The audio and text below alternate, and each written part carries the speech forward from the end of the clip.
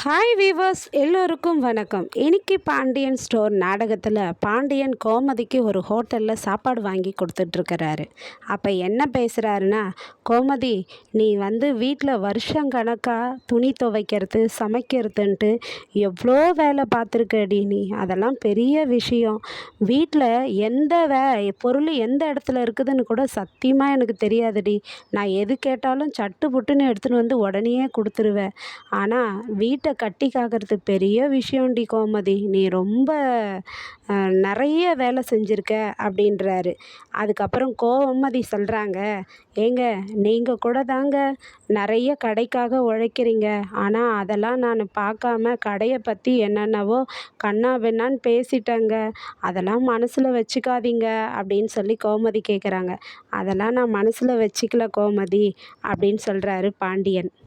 இன்னும் நல்லா சாப்பிடு சாப்பிடுன்னு சொல்லிட்டு சாப்பாடு வாங்கி தராரு. அதுக்கப்புறம் ஒரு டவுட்டு கேட்குறாரு பாண்டியன் கோமதியை பார்த்து, ஏய் இப்போ வீட்டுக்கு வர இல்லை நீ அப்படின்னு கேட்குறாரு. அப்புறம் திருப்பி நடக்க ஆரம்பிச்சிட போகிறடி அப்படின்றாரு. உடனே இவங்க என்ன சொல்கிறாங்கன்னா, போகிறதுக்கு எதுவும் இடம் இல்லாமலாம் நான் வரேன்னு சொல்லலை, நீங்கள் என்னை புரிஞ்சுக்கிட்டீங்க, அதனால் நான் வீட்டுக்கு வரேன் அப்படின்றாங்க. அதுக்கப்புறமா இவங்க 2 பேரும் காரில் ஏறி கிளம்பி வராங்க. வீட்டில் காந்திமதி பாட்டி பேசிக்கிட்டு இருக்காங்க. ஏண்டா பழனி, இவங்க எப்பவுமே இப்படி தான் சண்டை போட்டுட்ருப்பாங்களா வீட்டில் அப்படின்னு சொல்லி பழனிக்கிட்ட கேட்குறாங்க.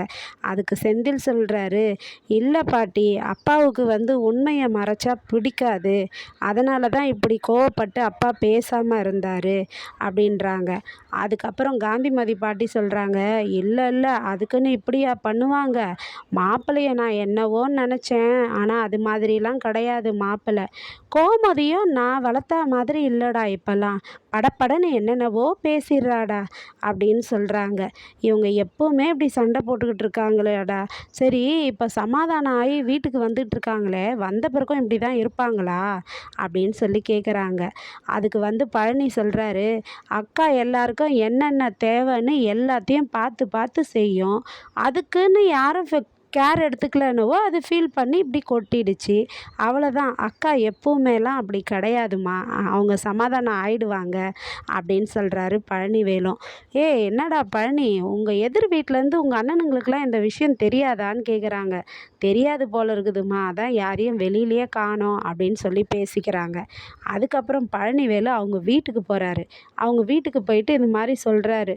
அவங்க அண்ணிலாம் கேட்குறாங்க, என்ன பழனி, கோமதி வீட்டில் எதனா பிரச்சனையா அப்படின்னு சொல்லி கேட்குறாங்க. கோமதியை வெளியவே காணுமேன்னு. ஆமாம் அண்ணி, வீட்டில் பிரச்சனை தான். மாமாவுக்கும் அக்காவுக்கும் ரொம்ப நாள் பேசாமல் இருந்தாங்க. அதில் மாமா எதையோ சொல்லிட்டாரு போல இருக்கு. அக்காவுக்கு உடம்பு சரியில்லைன்னதும் மாமா உருகி போய் சமாதானம் ஆக ஆரம்பிச்சிட்டாரு. சமாதானம் ஆகணும் இல்லாமல் ஏதோ வாயை விட்டுட்டாரு போல இருக்கு. இந்த பசங்களும் ஏதோ வாய் தவறி ஏதோ சொல்லிட்டுக்கிறாங்க, அக்கா மனசை காயப்படுற மாதிரி. அதனால் அக்கா வீட்டை விட்டு வெளியே போயிடுச்சு அப்படின்றாங்க. உடனே அவங்க அண்ணன்லாம் கேட்குறாங்க, எதுக்கு இந்த கோமதி அந்த பரதேசி பையலை கல்யாணம் பண்ணிக்கிட்டு அவள் குடும்பம் நடத்தணும், பேசாமல் அவளை இங்கே வந்துட சொல்லு அப்படின்றாரு அவங்க அண்ணன். அவன் என்ன நினச்சிட்ருக்கான், அவளை போட்டு அவ்வளோ கஷ்டப்படுத்திகிட்ருக்கான், அவளை கிளம்பி இங்கே வந்துட சொல்கிறா அப்படின்றாரு அவங்க அண்ணன் சக்திவேலு. அதுக்கு அவங்க அண்ணி சொல்கிறாங்க, அவங்க வீட்டு விஷயம் அவங்களோடவே இருக்கட்டும், குடும்பம்னா இப்படி பிரச்சனையாக தான் இருக்க செய்யும், அதெல்லாம் அட்ஜஸ்ட் பண்ணி வாழறது தான் பொம்பளைங்களுடைய இயல்பே, அதை நீங்கள் போயிட்டு பேசி எதுவும் பிரச்சனையாக்கிடாதீங்க, விட்டுருங்க அப்படின்றாங்க. அதுக்கப்புறம் பாண்டியன் ஒரேடியாக சமாதானம் பண்ணி கோமதியை வீட்டுக்கு கூட்டிகிட்டு வராருங்க. உடனே கூட்டிகிட்டு வந்ததும் கோமதியை பார்த்ததும் அரசி ஓடி போய் கட்டி பிடிச்சின்னு அழுகுறாங்க. காந்திமதி கேட்குறாங்க, ஏன்டி கோமதி இப்படி பண்ணன்றாங்க. கதிர் கேட்குறாரு, இப்போவாச்சும் 2 பேரும் சமாதானம் ஆகுனீங்களா இல்லையான்னு கேட்குறாரு அவங்க அப்பாட்ட.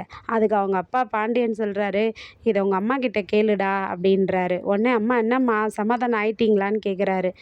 ஆயிட்டோண்டா அப்படின்றாங்க கோமதி. அப்புறம் மீனா சொல்கிறாங்க ராஜிக்கிட்ட, ராஜி, அத்தைய மாமா நல்லா பிரெயின் வாஷ் பண்ணி வீட்டுக்கு கூப்பிட்டு வந்திருக்கிறாருன்னு நினைக்கிறேன் அப்படின்றாங்க. ராஜும் சொல்கிறாங்க, ஆமாக்கா, மாமா இப்படி பம்பி பேசி நான் பார்த்ததே இல்லைக்கா அப்படின்றாங்க. அதுக்கப்புறம் அரசி சொல்கிறாங்க, அம்மா ஏம்மா இப்படிலாம் கோச்சிக்கிட்டுலாம் போகாதம்மா அப்படின்றாங்க. நீ இல்லைன்னா அப்புறம் எங்களுக்கு ரொம்ப கஷ்டமா அப்படின்னு சொல்கிறாங்க. அதுக்கு பாண்டியன் சொல்கிறாரு, ஏன்பா அரசி, உங்கள் அம்மா கோச்சிக்கிட்டு எந்த மூலைக்கு போனாலும் இந்த அப்பா அப்படியே விட்டுருவனா என்ன?